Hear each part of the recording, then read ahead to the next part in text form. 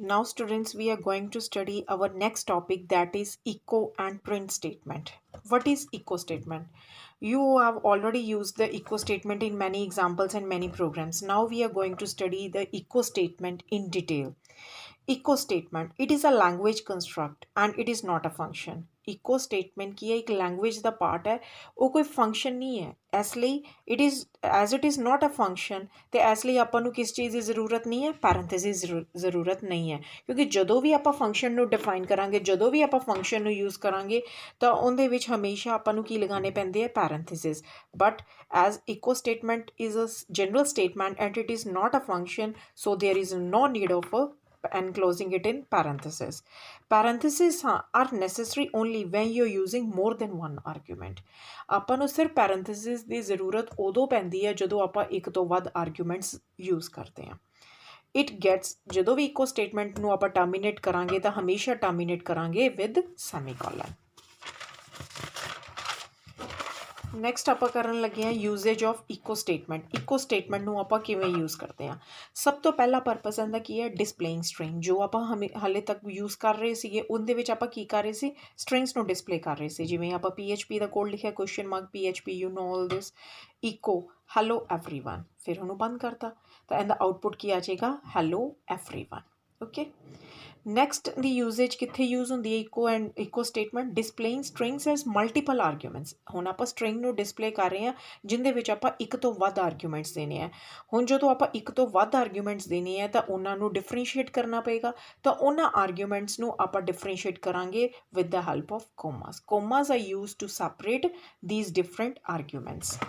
Next is, ਹੁਣ ਆਪਾਂ ਉਹਦੀ ਐਗਜ਼ਾਮਪਲ ਕਰ ਰਹੇ ਹਾਂ। ਦੇਖੋ ਜਿਵੇਂ ਇਕੋ, ਪਹਿਲੇ ਆਪਣੀ ਸਟ੍ਰਿੰਗ ਲੈ ਲਈ ਓਲ, डबल क्वेश्चन क्लोज है, कोमा।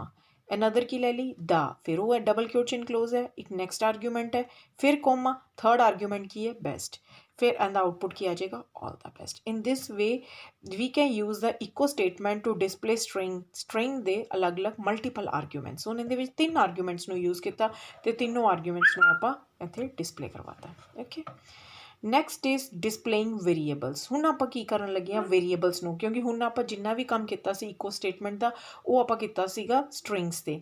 ਹੁਣ ਆਪਾਂ ਇਕੋ ਸਟੇਟਮੈਂਟ ਦੀ ਯੂਜ਼ੇਜ ਦੇਖ ਰਹੇ ਹਾਂ ਵੇਰੀਏਬਲਸ 'ਤੇ। ਇਹ ਵੀ ਆਪਾਂ ਪਹਿਲੇ ਪ੍ਰੋਗਰਾਮਸ 'ਚ ਯੂਜ਼ ਕਰ ਚੁੱਕੇ ਹਾਂ, ਫਿਰ ਵੀ ਦੇਖੋ ਦੁਬਾਰਾ with the help of example. ਜਿਵੇਂ ਆਪਾਂ ਦੇਖਿਆ ਟੈਕਸਟ, ਇੱਕ ਵੇਰੀਏਬਲ ਲੈ ਲਿਆ ਜਿਹਦੇ ਵਿੱਚ ਆਪਾਂ ਕੀ ਸਟੋਰ ਕਰਵਾਤਾ, hello world as a string.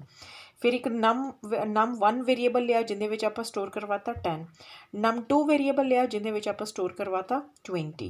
ਅਤੇ ਇਕੋ ਜਦੋਂ ਆਪਾਂ ਡਾਲਰ ਟੈਕਸਟ ਕੀਤਾ ਉਹਦਾ ਆਊਟਪੁੱਟ ਕੀ ਡਿਸਪਲੇ ਹੋ ਜਾਏਗਾ, ਹੈਲੋ ਵਰਲਡ, ਕਿਉਂਕਿ ਆਪਾਂ ਨੂੰ ਪਤਾ ਟੈਕਸਟ ਦੇ ਵਿੱਚ ਕੀ ਸਟੋਰ ਹੈ, ਹੈਲੋ ਵਰਲਡ। ਫਿਰ ਕੀ ਹੈ, ਇਕੋ $num1 ਡਾਟ, ਫਿਰ ਆਪਾਂ ਪਲੱਸ ਨੂੰ ਐਨਕਲੋਜ਼ ਕੀਤਾ ਡਬਲ ਕਿਊਟਸ ਦੇ ਵਿੱਚ, ਫਿਰ ਡਾਟ, ਫਿਰ $num2, ਫਿਰ ਡਾਟ, ਫਿਰ ਇਕੁਅਲ ਟੂ। ਹੁਣ ਇੱਥੇ ਬੱਚੇ ਜੋ ਡਾਟ ਤੁਹਾਨੂੰ ਦੇਖ ਰਹੇ ਹੋ ਉਹ ਡਾਟ ਕਿਸ ਦਾ ਕੰਮ ਕਰ ਰਹੀ ਹੈ, ਕਨਕੈਟੀਨੇਸ਼ਨ ਦਾ। ਕਨਕੈਟੀਨੇਸ਼ਨ ਮਤਲਬ ਉਹ ਮਲਟੀਪਲ ਆਰਗੂਮੈਂਟਸ ਨੂੰ, ਮਲਟੀਪਲ ਸਟ੍ਰਿੰਗਸ ਨੂੰ ਆਪਸ ਦੇ ਵਿੱਚ ਜੋੜ ਰਹੀ ਹੈ। ਹੁਣ ਇਹਦੇ ਵਿੱਚ ਪਹਿਲੇ num1 the value that is 10 ਹੈ, ਆਪਾਂ ਨੂੰ ਪਤਾ num1 ਦੀ ਵੈਲਿਊ ਕਿੰਨੀ ਹੈ, 10 ਹੈ। ਕਨਕੈਟੀਨੇਟ ਹੋ ਜਾਏਗਾ, ਉਹਦੇ ਨਾਲ ਕੀ ਆ ਜਾਏਗਾ 10 ਪਲੱਸ ਨੂੰ ਆਪਾਂ ਐਜ਼ ਇਟ ਇਜ਼ ਡਿਸਪਲੇ ਹੋ ਜਾਏਗਾ ਕਿਉਂਕਿ ਉਹ ਕਿਵੇਂ ਦਿੱਤਾ, ਐਜ਼ ਅ ਸਟ੍ਰਿੰਗ। ਫਿਰ ਡਾਟ ਹੈ ਦੈਟ ਇਜ਼ ਫॉर ਕਨਕੈਟੀਨੇਸ਼ਨ num2 ਵਿੱਚ ਆਪਣੇ ਕੋਲ ਕੀ ਹੈ 20। ਫਿਰ ਡਾਟ ਹੈ ਕਨਕੈਟੀਨੇਟ ਕੀਤਾ ਹੋਇਆ, ਫਿਰ ਉਸ ਤੋਂ ਬਾਅਦ ਡਬਲ ਕਿਊਟਸ ਕੀ ਐਨਕਲੋਜ਼ ਹੈ, ਇਕੁਅਲ ਟੂ, ਉਹ ਐਜ਼ ਇਟ ਇਜ਼ ਆ ਜਾਏਗਾ।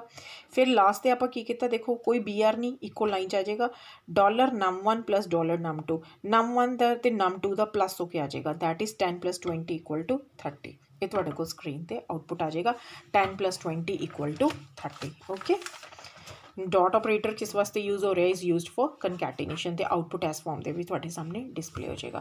That is all about echo statement. ਹੁਣ ਬੱਚੇ ਨੈਕਸਟ ਆਪਾਂ ਸਟੱਡੀ ਕਰਨ ਲੱਗੇ ਹਾਂ print statement. Print statement it is same as echo and it is also language construct. ਜਿਵੇਂ ਇਕੋ ਹੈ ਉਵੇਂ ਹੀ ਆਪਣੀ ਪ੍ਰਿੰਟ ਸਟੇਟਮੈਂਟ ਹੈ, ਇਹ ਵੀ ਇੱਕ ਲੈਂਗੁਏਜ ਕੰਸਟਰਕਟ ਹੈ, ਇੱਕ ਸਟੇਟਮੈਂਟ ਹੈ। ਸੋ ਇਹਦੇ ਵਾਸਤੇ ਵੀ ਆਪਾਂ ਨੂੰ ਪੈਰੇਂਥੇਸਿਸ ਦੀ ਕੋਈ ਜ਼ਰੂਰਤ ਨਹੀਂ ਹੈ। ਡਿਫਰੈਂਸ ਬਿਟਵੀਨ ਇਕੋ and print statement is that print statement can have only 1 argument at a time. Print statement ਵਿੱਚ ਆਪਾਂ ਸਿਰਫ ਇੱਕ ਹੀ ਆਰਗੂਮੈਂਟ ਦੇ ਸਕਦੇ ਹਾਂ and can print string, single string only, ਅਤੇ ਉਹ ਇੱਕ ਹੀ ਸਟ੍ਰਿੰਗ ਨੂੰ ਪ੍ਰਿੰਟ ਕਰ ਸਕਦਾ ਹੈ।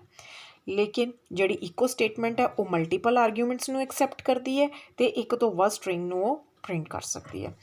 तो एक डिफरेंस की है इको ते प्रिंट स्टेटमेंट दे विच जिहड़ा इको है वो कोई वैल्यू रिटर्न नहीं करता, लेकिन बड़ी प्रिंट स्टेटमेंट है वो हमेशा रिटर्न करती है 1। इसलिए आपां इहनूं फंक्शनस दे विच अपनी मैथमैटिकल कैलकुलेशनस दे विच यूज़ कर सकते हैं, क्योंकि वो कोई वैल्यू रिटर्न कर रही है 1। ਤੁਹਾਡੇ बुक ਦੇ ਵਿੱਚ ਬੱਚੇ ਚਾਰਟ ਬਣਿਆ ਹੋਇਆ ਜਿਹਦੇ ਵਿੱਚ ਇਕੋ ਤੇ ਪ੍ਰਿੰਟ ਸਟੇਟਮੈਂਟ ਦਾ ਡਿਫਰੈਂਸ ਦਿੱਤਾ ਹੋਇਆ, ਉਹਨੂੰ ਇੱਕ ਵਾਰੀ ਸਟੱਡੀ ਕਰਨਾ। ਜੇ ਫਿਰ ਵੀ ਨਹੀਂ ਸਮਝ ਆ ਰਹੀ ਤਾਂ ਮੇਰੇ ਕੋਲੋਂ ਕਲੀਅਰ ਕਰ ਲੈਣੇ। ਇਹ ਸਾਰੇ ਪੁਆਇੰਟਸ ਹੀ ਉੱਥੇ ਡਿਫਾਈਨ ਕੀਤੇ ਹੋਏ ਆ। ਓਕੇ, ਹੁਣ ਪ੍ਰਿੰਟ ਸਟੇਟਮੈਂਟ ਦੀ ਐਗਜ਼ਾਮਪਲ ਦੇਖ ਲਓ। ਪ੍ਰਿੰਟ ਹੈਲੋ ਐਵਰੀਵਨ, ਜਿਵੇਂ ਆਪਾਂ ਪਹਿਲੇ ਕੀਤਾ ਸੀ ਬਿਲਕੁਲ ਇਕੋ ਦੀ ਜਗ੍ਹਾ ਸਿਰਫ ਪ੍ਰਿੰਟ ਆ ਗਿਆ, ਬਾਕੀ ਸਾਰੀ ਐਗਜ਼ਾਮਪਲ ਸੇਮ ਹੈ ਤੇ ਆਊਟਪੁੱਟ ਕੀ ਆ ਜਾਏਗਾ ਹੈਲੋ ਐਵਰੀਵਨ। ਹੁਣ ਇਹ ਤਾਂ ਸੀਗਾ ਸਟ੍ਰਿੰਗ ਦੇ ਨਾਲ, ਹੁਣ ਆਪਾਂ ਉਹਨੂੰ ਕਿਹਦੇ ਵਿੱਚ ਯੂਜ਼ ਕਰ ਰਹੇ ਹਾਂ ਪ੍ਰਿੰਟ ਸਟੇਟਮੈਂਟ ਨੂੰ with the help of a variable. ਹੁਣ ਵੇਰੀਏਬਲਸ ਦਾ ਵੀ ਬਿਲਕੁਲ ਸੇਮ ਯੂਜ਼ੇਜ ਹੈ ਜਿਵੇਂ ਆਪਾਂ ਪਹਿਲੇ ਇਕੋ 'ਚ ਕੀਤਾ।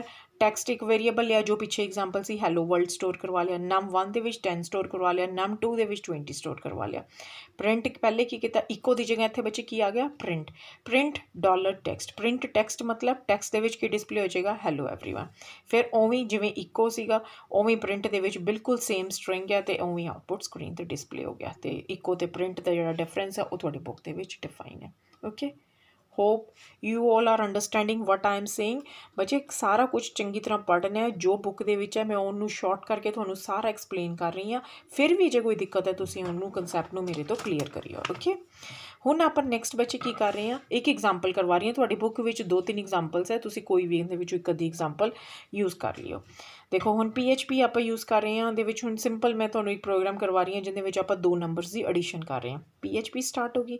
X ਇੱਕ ਵੇਰੀਏਬਲ ਲਿਆ ਜਿਹਦੇ ਵਿੱਚ ਆਪਾਂ ਸਟੋਰ ਕਰਵਾ ਲਿਆ 15, ਅਨਦਰ ਵੇਰੀਏਬਲ ਲਿਆ Y ਜਿਹਦੇ ਵਿੱਚ ਆਪਾਂ ਸਟੋਰ ਕਰਵਾ ਲਿਆ 30, ਅਤੇ ਇੱਕ ਥਰਡ ਵੇਰੀਏਬਲ ਲਿਆ ਜਿਹਦੇ ਵਿੱਚ ਆਪਾਂ ਆਊਟਪੁੱਟ ਸਟੋਰ ਕਰ ਰਹੇ ਹਾਂ ਦੈਟ ਇਜ਼ Z, ਜਿਹਦੇ ਵਿੱਚ X ਅਤੇ Y ਵੇਰੀਏਬਲ ਦੀ ਐਡੀਸ਼ਨ ਹੋ ਕੇ ਆਊਟਪੁੱਟ ਕਿੱਥੇ ਸਟੋਰ ਹੋ ਜਾਏ Z, ਅਤੇ ਇਕੋ ਸਮ ਉਸ ਤੋਂ ਬਾਅਦ ਕੀ ਹੈ $X।